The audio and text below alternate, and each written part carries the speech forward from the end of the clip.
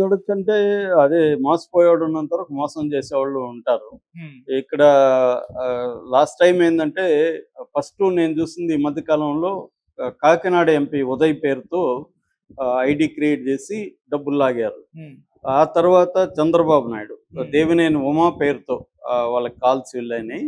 Devineni Uma phone చేసినట్టుగెళ్ళి ఇలా ఇలా మీకు అక్కడ ఆహ్, అదేంటి తెలంగాణలో ఉండే తెలుగుదేశం కార్యకర్తల పిల్లలకి కొంత డబ్బులు కావాలి. మీరు డబ్బులు పంపించండి కొంచెం అని అడిగారు. సరే దేవినేని ఉమ అడుగుతున్నారు కదా అని పంపించేశారు హ్మ్. కొంతవరకి.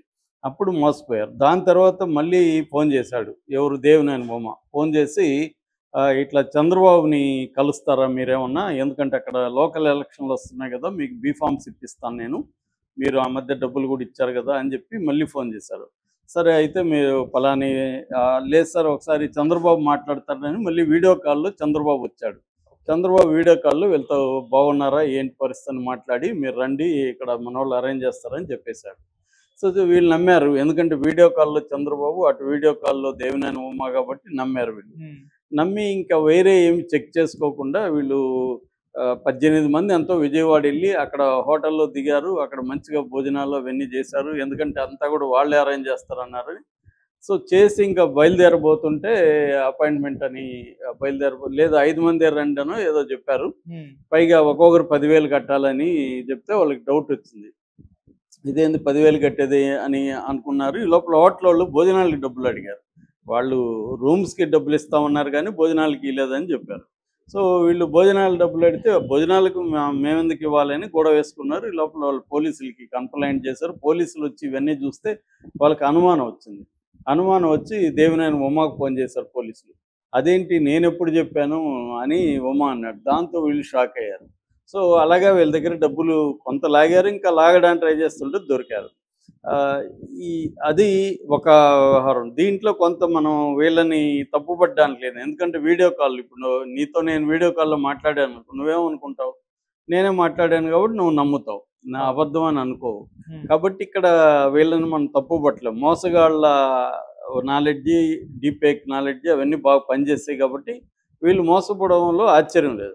కానీ ఇప్పుడు మనం మాట్లాడుకోబోయే విషయం ఇంకా విచిత్రమైన విషయం. ఇప్పుడేందంటే న్యూస్ ఏందంటే, లోకేష్ పేరుతో వాట్సాప్‌లో ఒక ఐడీ క్రియేట్ చేశారు. లోకేష్ డీపీ పెట్టారు. అంతవరకు బానే ఉంది. అది ఎవరైనా చేయొచ్చు ఇవాళ.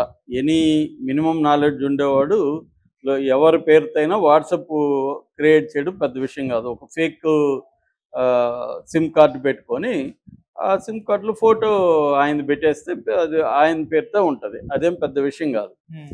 సో, దాంతో కొంతమంది వ్యాపారస్తులకి మెసేజ్‌లొచ్చాయి.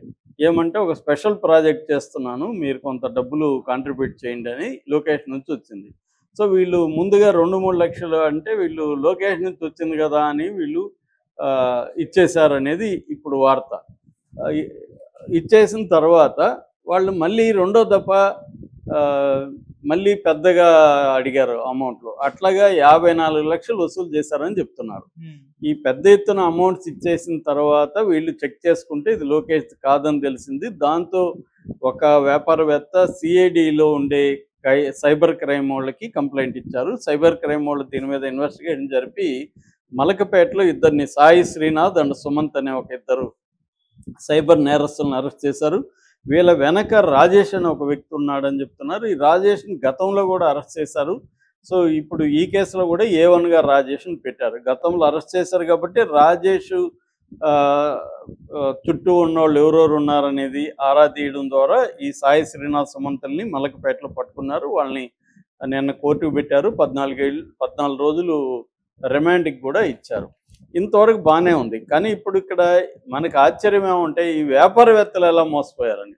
అంటే లోకేష్ ఇలా డబ్బులు అడుగుతాడని వీళ్ళు ఎలా నమ్మారు అనేది ఇక్కడ పెద్ద ప్రశ్న. ఎందుకంటే ఇప్పుడు లోకేష్ ఏం ఫోన్ చేయలేదు వీళ్ళకి. ఇంతకుముందు స్టోరీలో చెప్పుకున్నట్టుగా లోకేష్ వీడియో కాల్‌లో చేసి ఎవరో పలానా వ్యక్తి ఇచ్చేసి సార్ లోకేష్ సార్ మాట్లాడతారు ఇప్పుడని ఇచ్చి వీడియో కాల్‌లో లోకేష్ మాట్లాడి ఉన్నాడనుకో నమ్మున్నారంటే ఆశ్చర్యం లేదు. కానీ ఆహ్, మెసేజ్‌లు చేస్తే ఎలా నమ్మారనేది ఇప్పుడు ప్రాబ్లమ్. హ్మ్. అందువల్ల ఇప్పుడు డీప్ ఫేక్ టెక్నాలజీ వచ్చేసినాక నిన్ననే మనం చెప్పుకున్నాం చిరంజీవిని కూడా పోర్న్ స్టార్ లాగా క్రియేట్ చేసేసారు డీప్ ఫేక్‌తో. అలాగే ఎవరైనా చేసేయచ్చు. ఇప్పుడు అందుకని నిన్ననే సజ్జనార్ ఒక పిలుపిచ్చాడు జనాలకి. అదేంటంటే మీరు ఒక కోడ్ వర్డ్ పెట్టుకోండి. ఎవరన్నా డబ్బులు అడిగితే వీడియో కాల్ చేసి, ఇప్పుడు నేను వీడియో కాల్ చేసి నీకు అడిగాను, నా దగ్గర డబ్బు ప్రాబ్లమ్ ఉంది, నువ్వు అర్జెంటుగా నాకు ఒక 10,000 రేపు మార్నింగ్ వస్తా కదా ఆఫీస్‌కని అని అడిగాననుకో, అప్పుడు నువ్వేం చేయాలంటే, సార్ కోడ్ వర్డ్ మన ఇద్దరి మధ్య కోడ్ వర్డ్ ఉండాలి. అది ముందే పెట్టుకోవాలి.